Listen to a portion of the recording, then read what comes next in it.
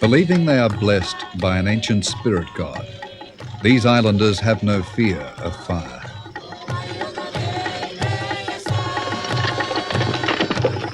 You would expect these white-hot stones over which they walk to scorch their unprotected feet. Yet, through their faith, they appear to have divine protection.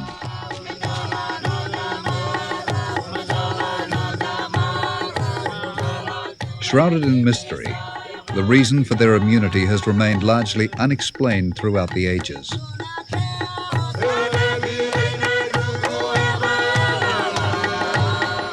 It is a tradition that belongs to the people of Fiji.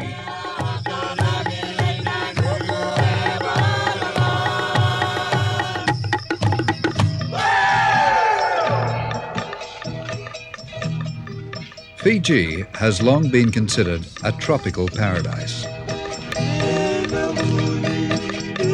It's easy to see why, with its multitude of islands and atolls, and its magnificent expanse of coral reefs. Mountains covered in lush green forests, rivers meandering through tribal villages, and coconut palms fringing the white beaches of its coast. All make up these islands they call Fiji. Fiji is at the crossroads of the South Pacific, lying roughly between Australia, New Zealand and Hawaii, and between French Polynesia and New Caledonia. As such, it used to be an important port of call for traders in the South Pacific. Today, it is still a major stopping-off point for trans-Pacific ships and planes. Fiji has somewhere between 300 and 800 islands, depending on how you define an island.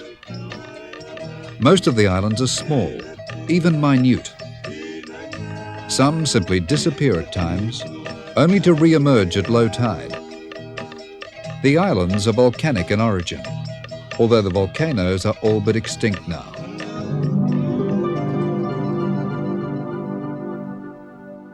One of the most enticing aspects of Fiji is its expanse of living coral reef. It is said to be one of the largest in the world. Each individual island is ringed by a coral reef, which makes a protective home for the variety of fish found here. There are only two islands which are significant in size: Viti Levu and Vanuatu.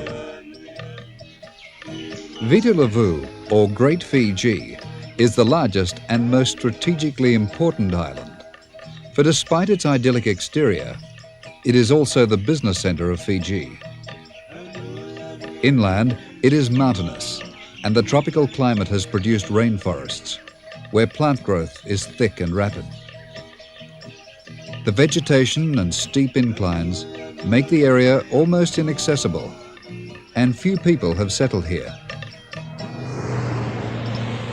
But the flatter, more accommodating coastal areas of Viti Levu are where 70% of Fiji's total population live and work in the larger settlements. Over the years, most have migrated to Suva, the largest city and the capital of Fiji. Suva was established as a trading port and is now the center of government. The booming tourist industry has transformed this once sleepy village into a busy commercial center. On the other side of the island are Nadi and Lautoka, the only other major towns. Being in the sugarcane belt, these towns have a mainly Indian population. The Fijian group of islands is divided in half by the international dateline. But rather than having islands in the group with a 24-hour time difference, all of Fiji is considered to be west of the dateline. December to March is the hurricane season, and history has shown that this can have devastating effects on the islands, where the locals often live in thatched huts. The Fijians are well known for their gentle and friendly natures. From a young age, their traditional way of life teaches them that family and friends are the most important things of all. They have a basic understanding of human nature, an ability which these people continually strive to improve upon. The Fijians are a people whose history is steeped in ceremony. Some of these tribal ceremonies date back thousands of years. It is unclear exactly how and when Fiji was first settled. The most accepted belief is that the first inhabitants of Fiji came originally from the Malayan Peninsula.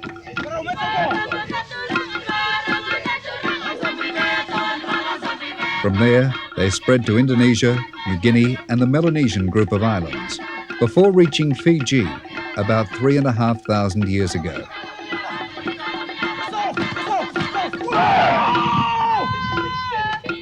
Here, they lived a primitive and tribal lifestyle until the European invasion of the islands inevitably took its toll.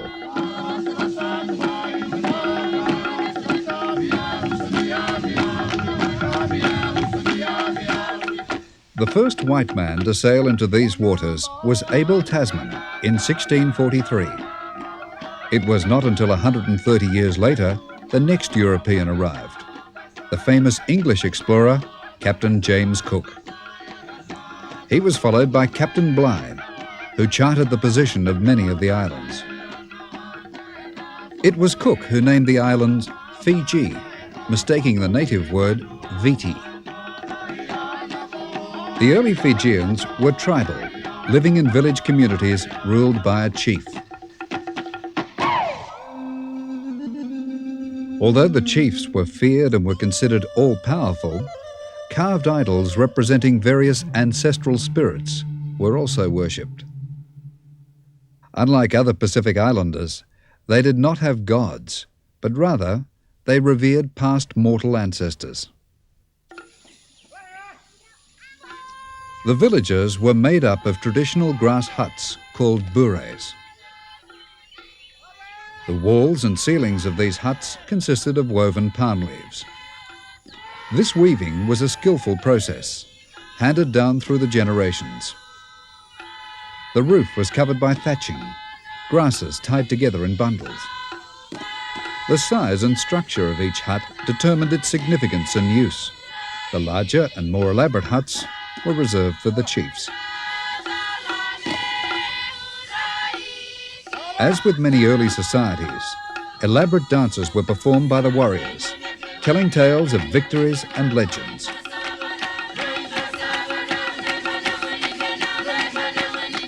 Dances like this tell stories of battles between fearsome warriors of warring tribes and the crowning of chieftains. While some of their weapons were primitive and simple, others were remarkably sophisticated, considering the materials that were available. An elaborate array of pronged spears and clubs were used for both tribal warfare and hunting for food. And in some cases, this was the same thing, since they were also cannibalistic.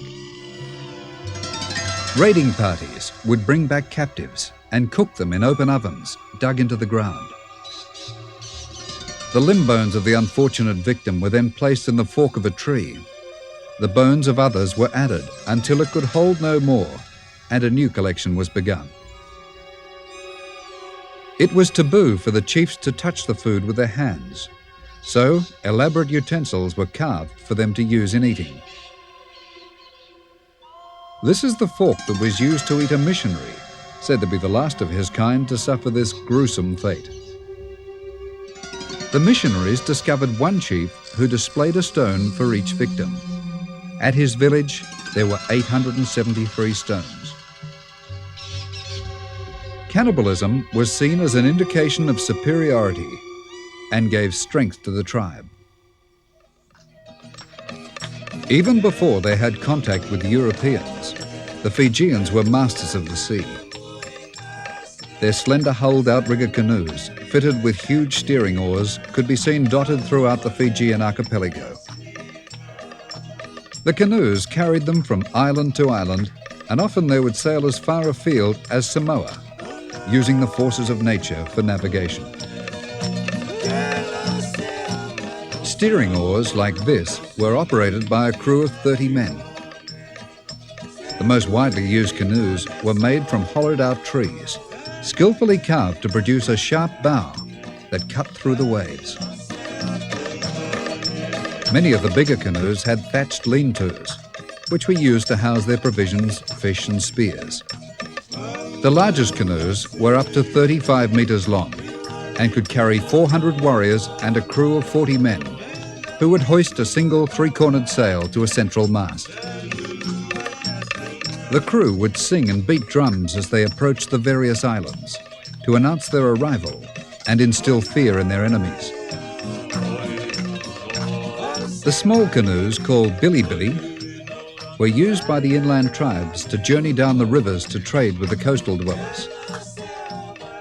The European ships, which began trading in Fiji in the early 1800s, dealt in sandalwood and sea cucumbers, both of which were in high demand in China. The effect of this trading meant that some of the Fijian chiefs grew wealthy and powerful.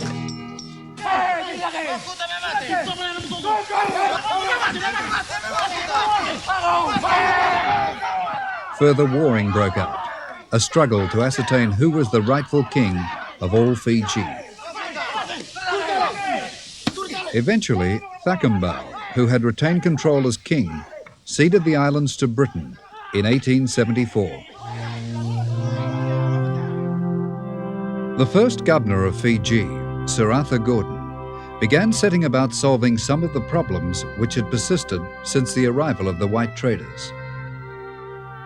Early European settlers in Fiji had developed new industries, including cotton plantations, a lucrative business at the time when civil war in the United States had effectively halted production there. Workers known as blackbirds were lured to Fiji by devious means and false promises to work on these plantations. To solve the blackbirding problem, Gordon introduced sugar as a substitute crop, which required fewer workers. The Fijians had proved reluctant to undertake regular work. It was contrary to their lifestyles. So Gordon introduced Indian labour under an indenture system, a decision which was to have a profound effect on Fijian life. The drier northwest coast of the main island of Viti Levu was found to be ideal for sugarcane. The Fijians themselves had grown cane, but did not have the knowledge or equipment to refine it. The indentured system did provide the Indians with wages and a fixed period of employment, but it still had its problems. The Indian labourers were poorly treated by the Europeans. They were made to work long hours with little food and were often beaten. Many came with the idea of returning home with a fortune after completing the required 5-year period, but their wages were invariably less than they had been promised when they left their home country. The labourers and their families were made to live in communal barracks, a situation which led to widespread violence and often murder or suicide. Even so, the majority of the Indians stayed on in Fiji after their indentured period expired. Some set up farms, which are still run by their families today. The Indians had become skilled in the processing of sugarcane, and when the indentured system was abandoned in 1916, they were virtually the only ones who were able to successfully continue to work the plantations. The Indians were experts in all aspects of sugarcane. They had developed the skill and accuracy needed in cutting the cane, and were familiar with the system of loading and transporting it to the processing plant. Many were also able to operate the machinery used in the refineries. Today, sugarcane is Fiji's main export. Gordon was also responsible for bringing about a number of other changes. The Council of Chiefs was established to ensure that the Fijians had a say in the governing of their country. He also imposed restrictions on the ownership of land. This had been done in response to demands by the Fijians, who felt they were in danger of losing their tribal heritage. These restrictions have prevented Indians from owning land and mean that farming is little more than a subsistence living for them.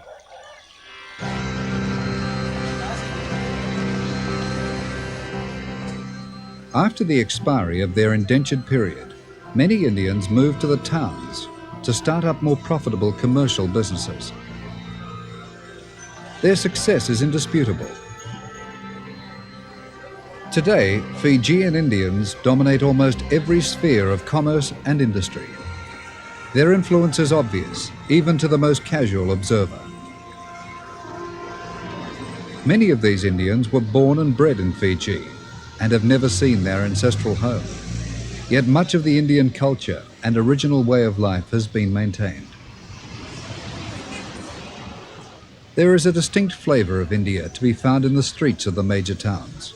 Many Indian food shops sell a range of curry and spices which are widely used in cooking, and the household supply is always being replenished during shopping expeditions. Incense fills the air as the women in their colourful saris go about their shopping. Most traditional saris are imported from India and are readily available in the Fijian capital. The Indian population has increased over the years and now outnumbers the native Fijians. Conversely, signs of the once dominant colonial lifestyle of Fiji are rapidly disappearing. Now a busy commercial centre, many of Suva's Victorian-style buildings are being torn down and replaced with modern complexes. Only the most spectacular of the colonial buildings, and those that are commercially viable, have survived. At the turn of the century, Suva was still little more than an outpost, centred around the wharf and operated by the trading companies. In those days, life was relatively primitive, even for the white traders here. It was in reality a collection of makeshift wooden buildings and grass huts. Only the wharf and warehouses had any degree of sophistication, and its roads were rutted wagon tracks. But with accumulating wealth, the Union Steamship Company gave instructions to construct a hotel which would set the standard for the whole South Pacific. In 1914, the Grand Pacific Hotel was opened. The hotel has been restored since then and now reflects its former grandeur. It was built as a retreat for the Canadian and New Zealand shipping traders operating in the North and South Pacific. Its ornately carved ceiling and lavish furniture were planned to reflect the first-class accommodation found on ships of the day. The hotel style today remains reminiscent of those days, when the colonialists ruled Fiji and the traders indulged in affluent lifestyles gained through their profits from these islands.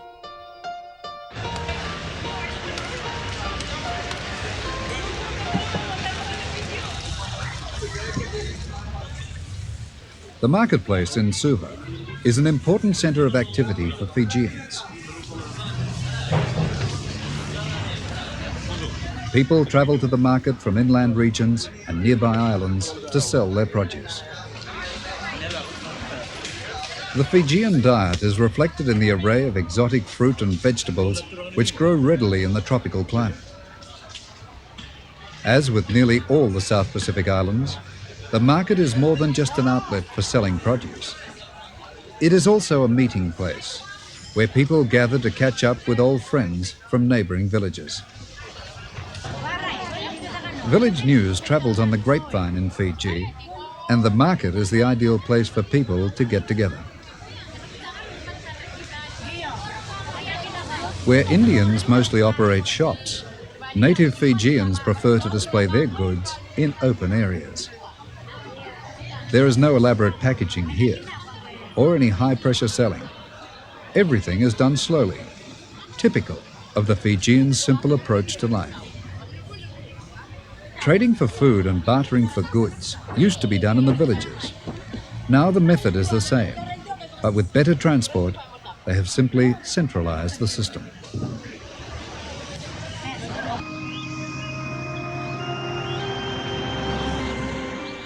Many of the churches in Fiji were built during the colonial era and are duplicates of those found in European cities.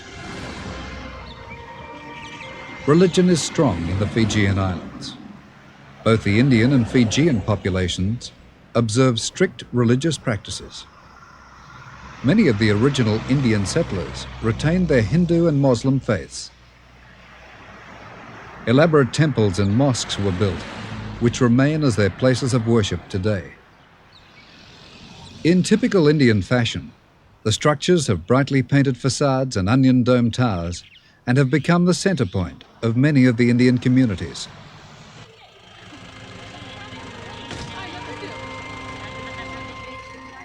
The Fijians, on the other hand, have become predominantly Christian since the influence of the first missionaries. They were able to convince the chiefs that the Christian God was stronger than their ancestral spirits. This belief of the chiefs was passed on to the people, and so the conversion of the Fijians to Christianity was easier and more resounding than in most Pacific islands.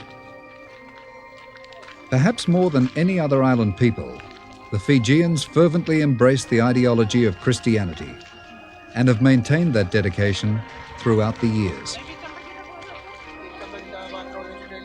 As was the case in most of the Pacific Islands, it was the missionaries who persuaded the Fijians that their traditional mode of dress was irreverent. The locals were encouraged to don the more cumbersome Western style of dress, now considered immensely unsuitable and out of place in the sultry tropics. The natural beauty of the Fijian women was masked by frills and yards of embroidered material that were the fashion of Paris and London at the time. The Fijians are a devout people and have adopted numerous Christian faiths over the years. Sunday in Fiji is treated as a day of rest and religious observance. Families dress up in their best clothes and are expected to attend church on 3 occasions during the day. Most services are conducted in native Fijian.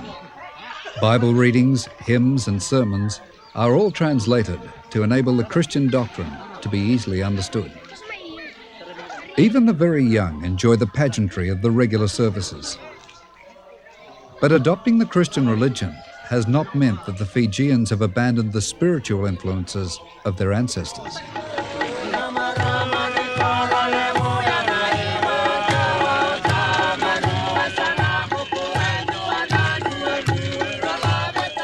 Fijian firewalking began on the tiny island of Mbenga. The people from this island are believed to have inherited the power of firewalking from their ancestors. It is not only the men who have been bestowed with this ability, but the women too perform the ceremony.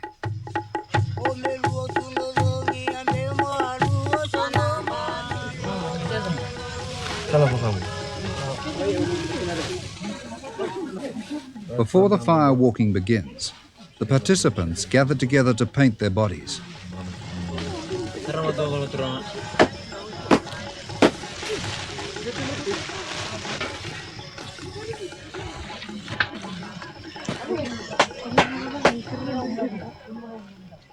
They perform a yangona, or carved drinking ceremony, since in Fiji, nothing important occurs without this.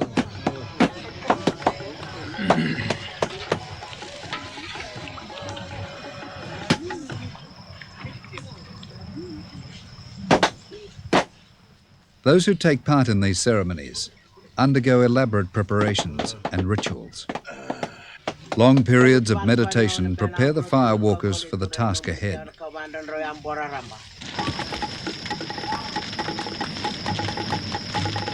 A pit is dug and a fire lit. and left for some 6 to 8 hours before the ceremony, until the stones are white with heat. When the firewalkers have completed their preparations, the logs are removed from the fire and the stones are separated as part of the ritual.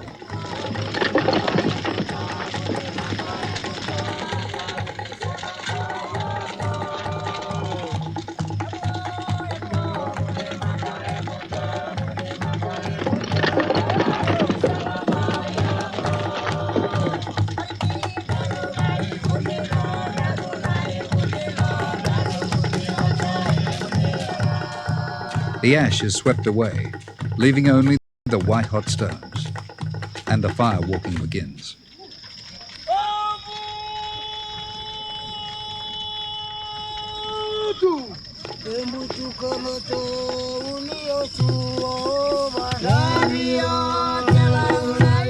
Ancient legends tell of the spirit god who was pulled from the river by a tribesman wanting to give a gift to a great storyteller.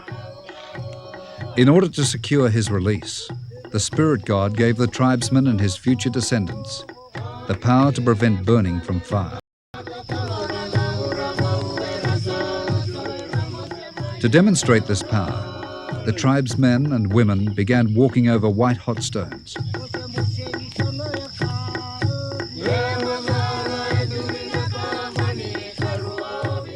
These fire-walking ceremonies are still practiced today and have spread to other islands.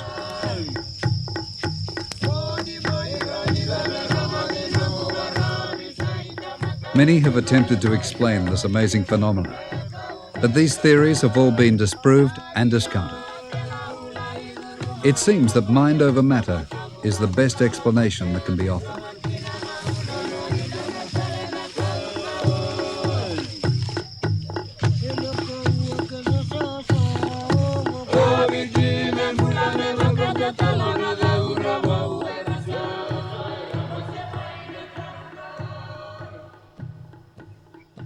The Fijians have always been community-minded rather than individualistic. To a large extent, they have maintained the tribal lifestyle begun by their ancestors. Many still live in villages presided over by a local chief, but it is becoming increasingly rare to see the traditional bures. The utilization of natural materials made them a practical form of housing in early days. But now, lack of those same materials makes them expensive, and they're gradually being replaced by cheaper and more comfortable timber, tin, and concrete houses. Rocks and logs are placed on the roofs of these houses to stop them blowing away in the often strong winds. But it is doubtful whether this method would be effective when the building was hit by a cyclone. For some, conditions are still fairly primitive, even though their village may be only a few kilometers from one of the 3 major cities. Even today, electricity is rare.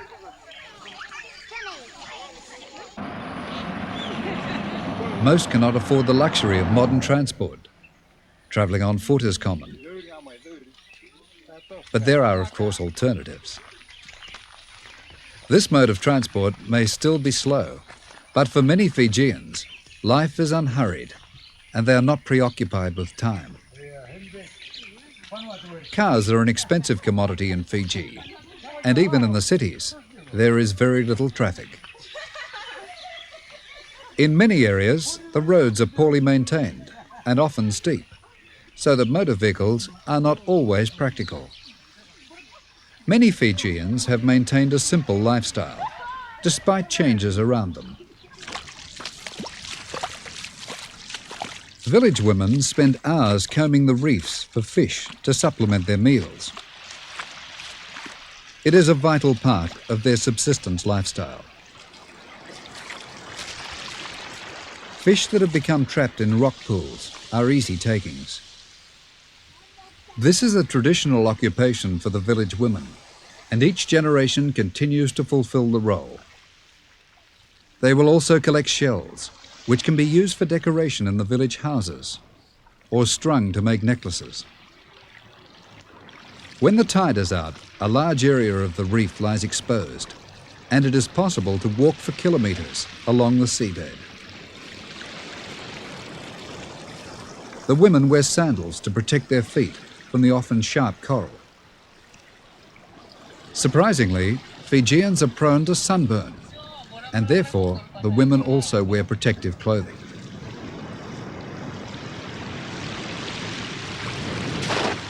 At other times, men will wade out into the shallows of the reef to fish. Like the women who comb the reef, netting is the traditional method which has been used by Fijian fishermen for centuries. Other men in the village will tend crops, such as asparagus or sweet potatoes, which they may in turn trade for fish. Other families will survive for days on one particular crop which may be ready for picking. There are a few who may be lucky enough to run a few head of cattle.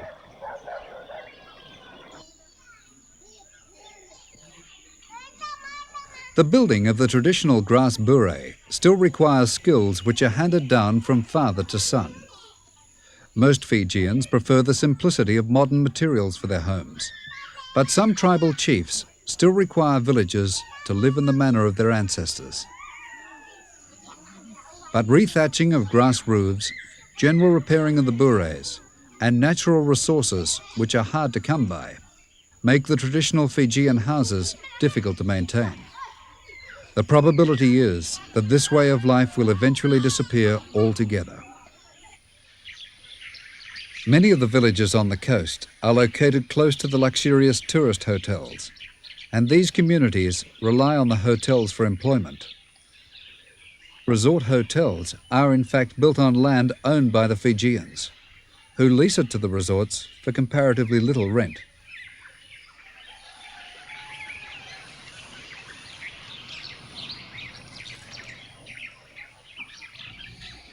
The kava or yangona drink forms an important part of the Fijian social system. It is drunk throughout the day like Westerners drink coffee, and is almost always present when any discussions are taking place.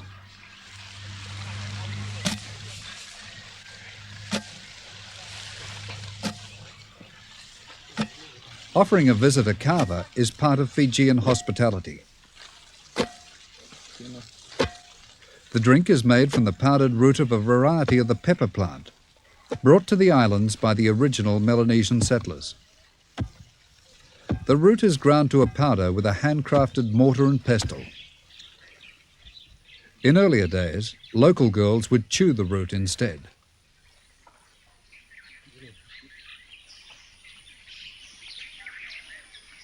Once these kava-producing plants were found in abundance all over the islands, but they have rapidly been depleted as the population has grown and the demand for kava increased. Nowadays, the plants are specially grown and cultivated for commercial use. Consequently, it has become a very expensive commodity.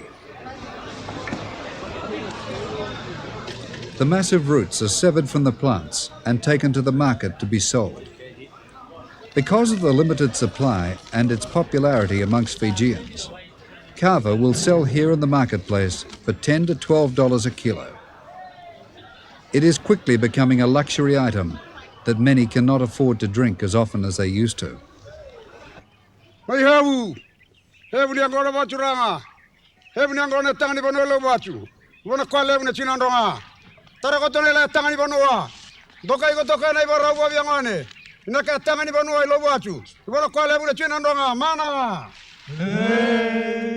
On ceremonial occasions, a complete ritual is performed, involving detailed preparations. Nothing of any importance is done without kava. The powdered root is mixed with water in a large wooden bowl made from a single piece of hardwood. The bowls themselves are works of art and are skillfully carved by local craftsmen.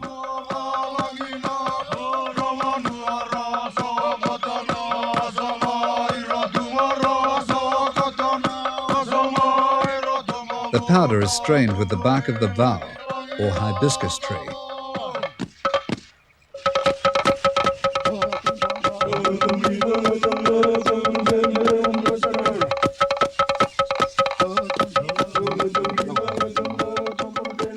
After being immersed in water, the vow is scooped out and twisted to extract the liquid.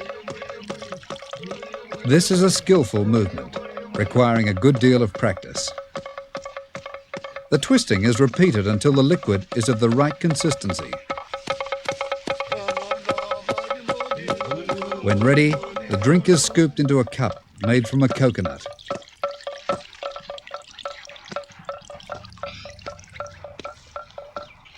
The custom is for the guest partaking of the kava to clap before receiving the bowl, and to drain the bowl before removing it from the lips. Although a great deal of solemnity and ritual goes into the preparation and drinking of kava, few know the origins or significance of their actions. These are historical foundations that have been lost with time. Although it is non-alcoholic, the drink is said to have a numbing effect on the muscles. To those who have not acquired the taste, kava is said to be a bit like drinking muddy water. The elaborately painted bark cloth worn by chiefs at ceremonies is another Fijian custom called masi. Some of the cloth is as thin as tissue paper and soft to the touch. The length of the cloth denoted the relative importance of the wearer. This chief is wrapped in a piece of fabric 200 meters long and 3 meters wide, signifying a very important man indeed. It is dyed with pigment obtained from the juices of local trees and plants. This chief has had one of his fingers severed to signify a loved one killed in battle. The masi fabric comes from the paper mulberry tree, which is stripped when it's about a year old. It's then immersed in water to separate the soft inner bark from the outer layer. Beaten with mallets, the bark spreads to produce a wider and thinner piece of cloth. This beating process also determines the texture of the cloth. Today, Fijian marriages take place between a couple who have chosen their wife or husband themselves. It is a far cry from the days when marriages were commonly arranged between the parents of young children, and when a man could have as many wives as he could afford. The couple is also presented with a boar's tooth. In early days, it was traditional to be presented with a precious sperm whale tooth. The sperm whale's tooth, or tabua as it's known, is held in high regard by the Fijians and is vital to their lifestyle. Like the kava drink, no important ceremony takes place without the presentation of a sperm whale's tooth. To receive one is considered a great honor. But nowadays, whale's teeth are much rarer and have to be handed down from generation to generation. This boar's tooth has been polished and a cord attached to both ends, so it may be hung in the couple's home to be admired.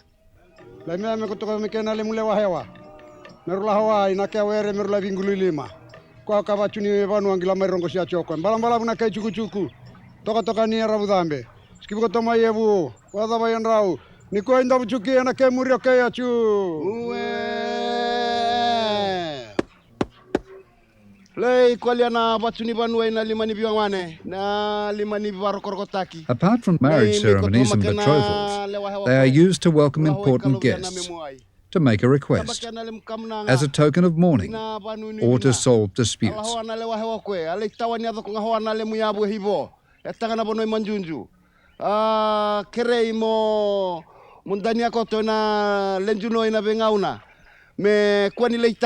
Lalai tanrawa mana? Hey, Gina! Couples from different villages were usually betrothed for mutual advantage. One village may have been by the sea and have plenty of fish, while the other may have an abundant supply of fresh fruit. The marriage would therefore provide a union between the villages of benefit to everyone.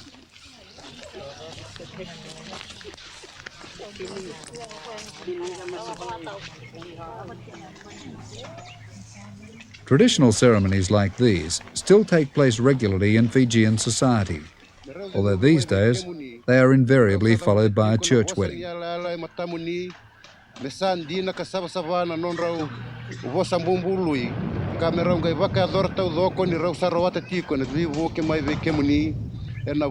This double ceremony is a way of preserving the traditional Fijian lifestyle and reconciles the old with the new.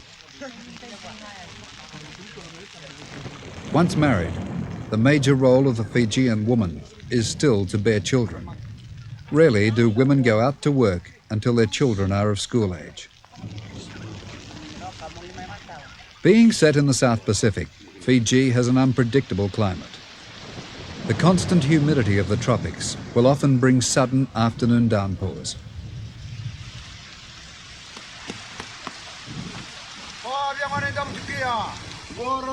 But these showers are a part of life in the Pacific Islands, and the Fijians have learnt to live with them. Festivities carry on regardless.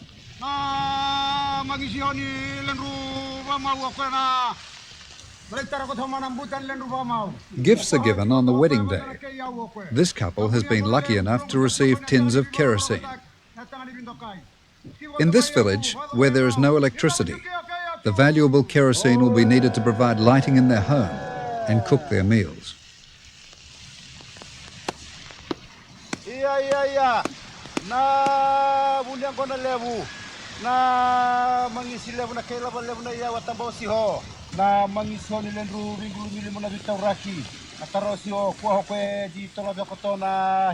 A feast has been prepared to celebrate the marriage, and the village families will eat and celebrate until well into the following day.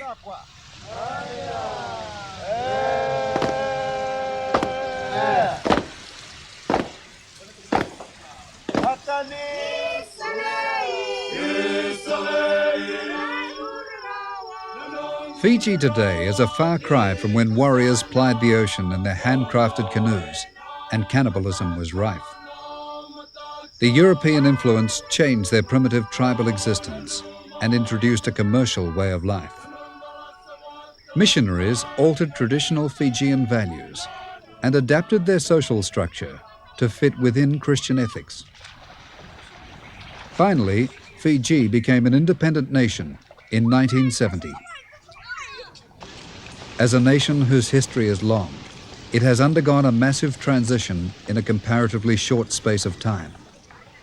Like many of the South Pacific Islands, there has been political unrest in Fiji during the 1980s. Now, the people of Fiji are searching for a direction which will secure their future and create stability within their society. Fiji is recognizing that it is no longer just a tropical paradise with a happy-go-lucky attitude. The youth of today must be well educated if they are to compete with those of other nations in the 21st century. Fiji and the other South Pacific island groups are not large enough in themselves to offer extensive higher education facilities on their own. Consequently, the University of the South Pacific has been set up. This is Suva opening up the USB net at 2100 for the staff meeting. I'll now begin the roll call to see who we have up for this morning's staff meeting. This is Suva checking with Tonga, over. Checking with Cook Islands, over. Checking with Niue, over. The university is not a single campus, but rather a network of terminals spread throughout the major cities of the South Pacific Islands. Checking with Vanuatu, over. Checking with Apia, over. Checking with Tuvalu, over. I will now hand over to the Director of Extension Services. Okay, thank you. Good morning. This is Margie. I've just come back from Tuvalu, but that's not the reason why These terminals are linked together through a satellite telecommunications network. As you know, I went there with The satellite network is the first of its kind in the world, and the technology is now being used to set up similar systems elsewhere for long-distance education. All in all, Esther did part of her speech in Tuvaluan, which was good. And Through this link-up, students throughout the region can take part in tutorials and training sessions, as well as sharing information and ideas. A computer network is also in operation, which gathers and distributes information. Good to see that the Nauru Centre's opening function went well. Fiji is moving towards securing its economic future as well.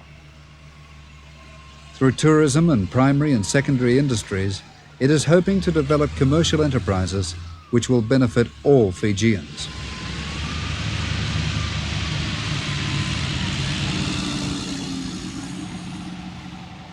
After many years, the timber industry in Fiji is beginning to develop as an economically successful venture.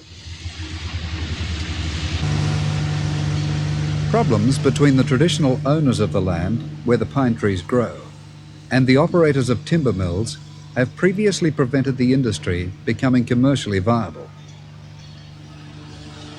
Now, a system has been developed where the Fijian landowners are becoming involved in the business and will eventually take over the running of the mills altogether.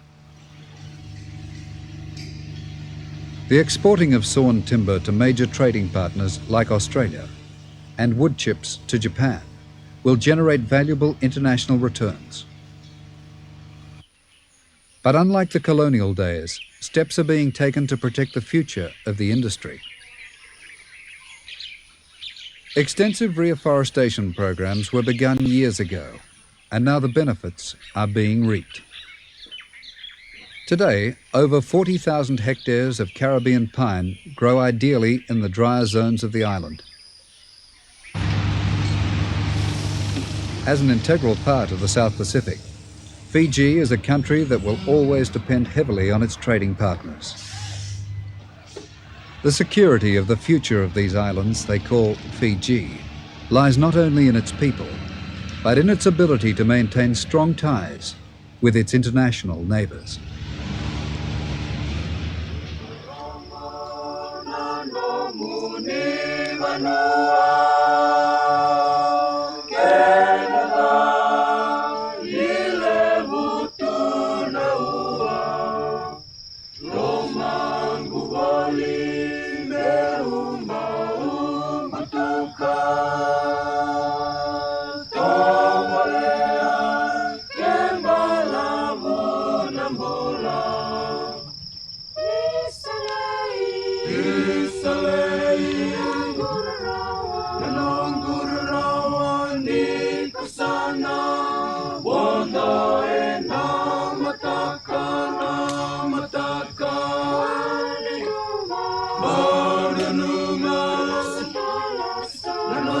Savata mai na viti